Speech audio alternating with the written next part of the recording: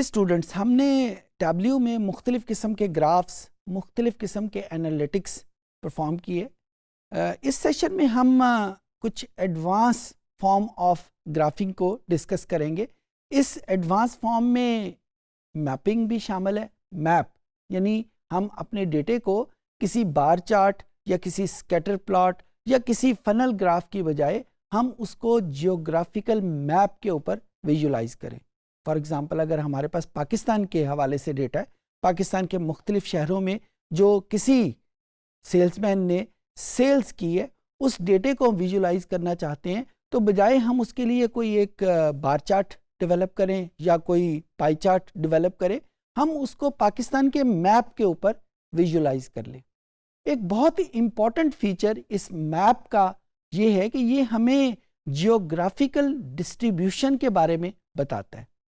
For example, ابھی پچھلے دنوں میرے پاس ایک انالیسز آیا تھا کنڈکٹ کرنے کے لیے.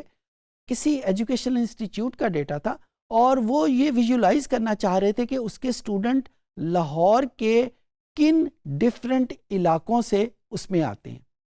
لاہور ایک بہت بڑا شہر ہے اور کسی کہنے والے نے یہ بھی کہا ہوا کہ لاہور کے اندر بہت سارے لاہور بستے ہیں. کچھ علاقے اکنامیکلی بڑے سٹرونگ ہیں، کچھ علاقے اکنامیکلی اتنے سٹرونگ نہیں ہیں. لائک جو اندرون شہر ہے وہاں پہ گھر چھوٹے چھوٹے ہیں، اور اگر ایک کنال کی زمین ہے تو اس ایک کنال کی زمین میں کوئی 8-10 فیملیز رہتی ہوں گی. جبکہ اگر ہم اس اندرون شہر سے باہر نکلیں تو ہمارے پاس بڑے بڑے گھر آ جاتے ہیں، ایک کنال میں شاید 1 یا 2 فیملی اس میں رہتی ہوں. اس کمپوزیشن کو جب ہم گراف میں استعمال کرتے ہیں تو ہمارے لیے یہ فیصلہ کرنا آسان ہو جاتا ہے کہ شوڈ وی کانسنٹریٹ آن اندرون شہر اور should we concentrate on those bigger houses. کیونکہ بگر ہاؤسز کے اوپر جب ہم کانسنٹریٹ کریں گے تو ہمیں ڈفرینٹ قسم کی ایڈورٹیزمنٹ کرنی پڑے گی، ڈفرینٹ قسم کی کمپین لانچ کرنی پڑے گی. جب ہم ان چھوٹے گھروں کو دیکھتے ہیں تو وہاں پہ کمپلیٹ ڈائنامکس ڈفرینٹ ہے. تو یہ میں آپ کو ایک ایگزامپل بتا رہا تھا کہ جیوگرافیکل لوکیشن کے اوپر جب ہمارے پاس ڈیٹا موجود ہے تو اس کے کچھ ایڈوانٹیجز ایسے ہیں جو کسی اور گراف یا چارٹ میں موجود نہیں ہیں. تو آئیے کمپیوٹر کی اسکرین پہ دیکھتے ہیں کہ ٹیبلیو میں جیوگرافیکل میپس کو کیسے ڈیل کریں گے. جی اسٹوڈنٹس، یہ میرے سامنے ایک ٹیبلیو کا انٹرفیس موجود ہے. میں ہر مرتبہ تو سیمپل فائل یوز کرتا ہوں. اس دفعہ کیونکہ میں نے ایک جیوگرافیکل میپ ڈیولپ کرنا ہے تو میں وہ فائل یوز کروں گا جس میں پاکستان کے حوالے سے ڈیٹا ہے تاکہ آپ آسانی سے اس کو سمجھ سکیں. ایک فائل ہم نے پاور بی آئی میں یوز کی تھی، آپ کے ریپوزیٹری میں ڈیٹا بینک میں وہ موجود ہوگی. ہم اس فائل کو یوز کریں گے. میں مائکروسافٹ ایکسل کی فائل کو یوز کرتا ہوں اور میرے پاس اس فائل کا نام ٹیسٹ میپ کے طور کے اوپر موجود ہے. یہ وہی فائل ہے جو ہم نے پاور بی آئی میں یوز کی تھی. اس فائل کو یہاں پہ یوز کرنے کا بنیادی مقصد یہ ہے کہ یہاں پہ اس فائل میں مختلف شہروں کے نام موجود ہیں.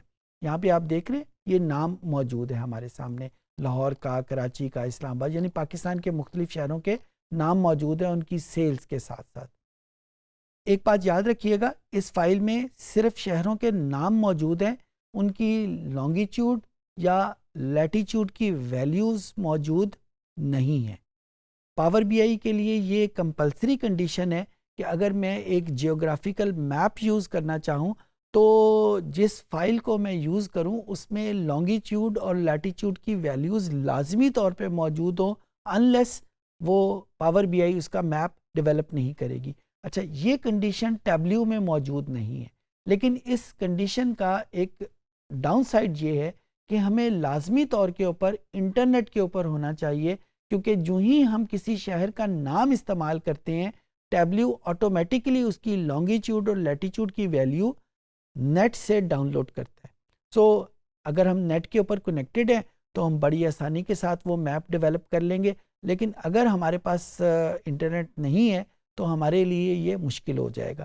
تو اب ہم دیکھتے ہیں کہ ہم اس کو کیسے ڈیولپ کرتے ہیں. شیٹ کے اوپر جائیں گے اور یہ میرے پاس سٹی کے نام کا ویریبل ہے. اس سٹی کے نام کے ویریبل کو میں نے ڈبل کلک کیا اور اس کو میں نے ادھر شفٹ کر دیا, اور آپ دیکھیں کہ جو ہی میں نے اس کو ادھر شفٹ کیا اس نے آٹومیٹیکلی اس کے لانگیچیوڈ اور لیٹیچیوڈ کی ویلیو لکھ دی, اور جو ہی اس نے لانگیچیوڈ اور لیٹیچیوڈ کی ویلیو لکھی اس کے ساتھ بریکٹ میں اس نے لکھ دیا جنریٹڈ. اس جنریٹڈ کا مطلب کیا ہے کہ یہ ویلیوز ہم نے اس کو پرووائڈ نہیں کی, اس نے ڈیٹا فائل سے یہ ویلیوز نہیں لی بلکہ اس نے خود سے جنریٹ کی ہیں. اور خود سے کیسے جنریٹ کی ہیں, اس نے نیٹ سے اس ڈیٹے کو پک کی ہے.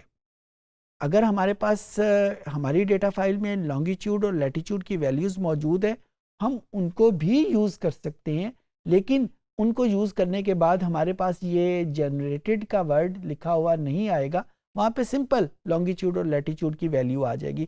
اب جب ہم ایکچوئل ڈیٹا انالیسس کر رہے ہوتے ہیں تو ہمارے پاس سٹیز کے نام یا جگہوں کے نام تو موجود ہوتے ہیں, ان کا لانگیچیوڈ اور لیٹیچیوڈ ڈیٹا ہونا یہ ذرا مشکل سی بات ہے.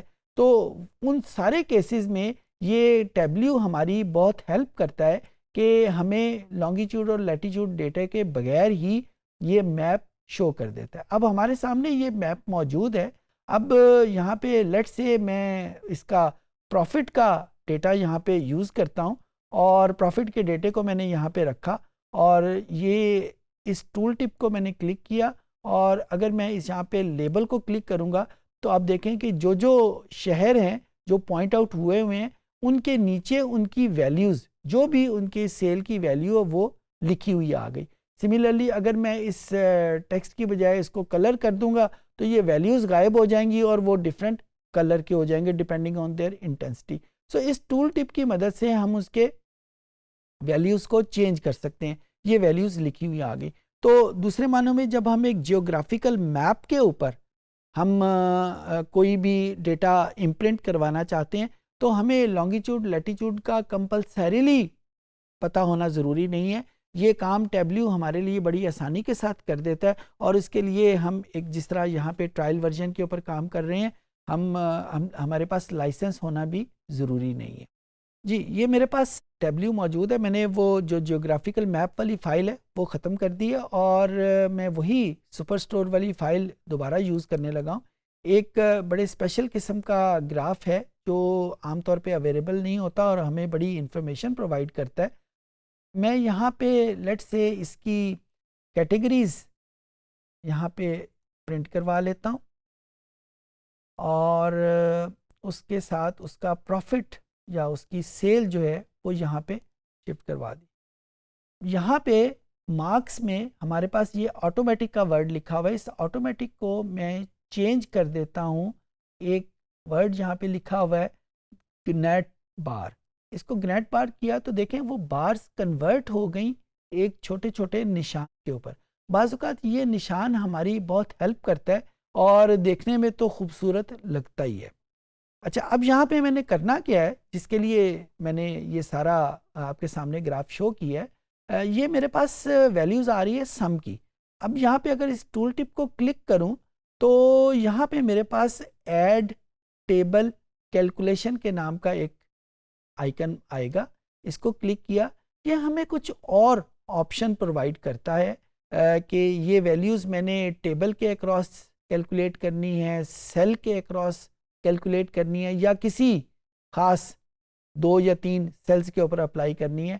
اور جو آپشنز پرووائڈ کر رہا ہے وہ یہ ڈفرینٹ قسم کے سم ہیں. ڈفرینس فرام یعنی کوئی ویلیوز میں خاص لکھ دوں تو اس ویلیو سے ڈفرینس ہو جائے. ایک بہت کامن فنکشن جو یوز ہوتا ہے وہ رننگ ٹوٹل کے نام کا یوز ہوتا ہے. رننگ ٹوٹل بیسیکلی ہم کہتے ہیں جو موونگ ٹوٹل ہے کہ ایک کیٹیگری کا یہ ہے اور جب دوسری کیٹیگری کا ٹوٹل ہم کریں گے تو وہ اس میں پہلی کیٹیگری آٹومیٹکلی ایڈ ہو جائے گی. جب ہم تیسری کیٹیگری کے اوپر جائیں گے تو اس میں پہلی دونوں کیٹیگری کا سم آٹومیٹکلی موجود ہوگا. اس کو ہم ٹیکنیکل ٹرم میں رننگ ٹوٹل یا موونگ ٹوٹل کہتے ہیں. سملرلی اگر میں پرسنٹیج یوز کرنا چاہوں, میں پرسنٹیج کسی خاص نمبر سے یعنی اس کا بیس لیول فکس کرنا چاہوں تو یہ سارے آپشن یہاں پہ موجود ہیں. میں یہاں پہ مثال کے طور کے اوپر رننگ ٹوٹل کلک کر لیتا ہوں اور دیکھیں جو ہی میں نے رننگ ٹوٹل کلک کیا یہ میرے سامنے وہی گراف ہے، لیکن اب یہ graph running sum of sale کے اوپر ہے، سمپل سیل کے اوپر موجود نہیں ہے۔ اور دوسری چیز جو آپ دیکھیں کہ سم آف سیل کے اوپر یہاں پہ جو اس کا ٹول ٹپ ہے وہ تھوڑا سا چینج ہو گیا ہے، وہاں پہ ایک ٹرائنگل ہمارے سامنے آ گئی ہے جو کہ انڈیکیٹ کر رہی ہے کہ یہ سم آف سیل تو ہے لیکن اس کے ساتھ ہم نے کچھ چینجز کی ہوئی ہیں اور یہ ریگولر سم آف سیل نہیں ہے، اور اس کو وہاں پہ کلک کریں گے تو ہمیں اس پرٹیکولر لیول تک ہم جا سکتے ہیں جہاں پہ ہم اس کو چینج کر سکیں۔ ایڈٹ کرنا ہو یہاں پہ ہم دوبارہ اس لیول پہ پہنچ کے اور یہ رننگ سم آف اسکیل یہاں پہ ہمارے وائی ایکسس یا ورٹیکل ایکسس کے لیبل کے طور کے اوپر آٹومیٹکلی آ گیا۔ اس سیشن میں ہم نے دیکھا کہ ٹیبلیو کی مدد سے ہم ایڈوانس فارم آف گرافنگ کیسے کرتے ہیں۔ ایک بہت امپورٹنٹ گراف جو ہم نے آج سیشن میں سیکھا وہ میپس موجود ہے، یعنی اپنے ڈیٹے کو میپس میں کیسے ریپرزینٹ کرنا ہے۔ امید ہے چیزیں آپ کو سمجھ آ گئی ہوں گی۔